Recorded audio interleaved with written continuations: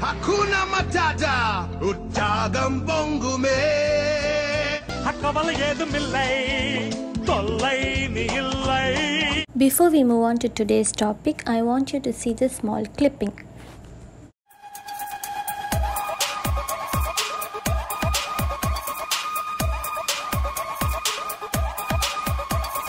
Ringa, ringa roses, pocket full of posies. A tissue, we all fall down. Ringa, ringa roses, pocket full of posies. A tissue, we all fall down. Do you remember this game? Have you played it? Yes, all of us have played this game in our childhood at least once. Before we begin to play this game, we join our hands to form a small group with our friends.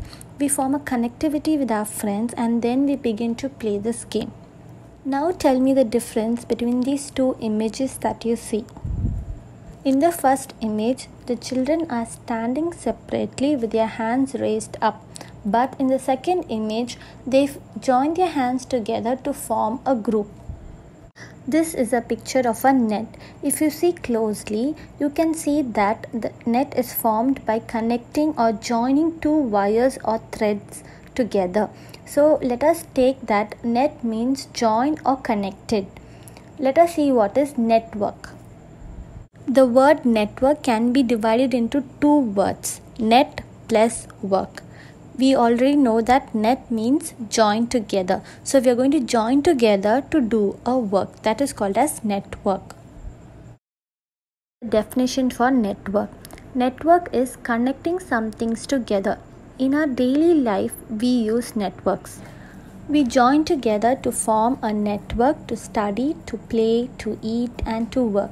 For example, during lunch breaks, we form a circle with our friends to sit together to have our meal. That is a perfect example for network in our daily life. Now let us see an example for network.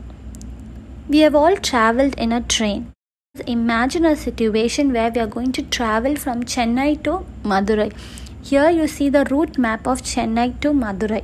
The stations in between them are connecting points. Easily we can travel from Chennai to Madurai. We cannot travel without passing these stations in between. But how is this possible? This is possible because of networks. Trains travel on tracks. So these tracks are all connected to form a network, and using the network only we are able to travel from place to place. Some other examples are a road network and telephone network. Now let us see what is a computer network. We know that network means joining or connecting together to do a work. So computer network means computers are connected to do a work.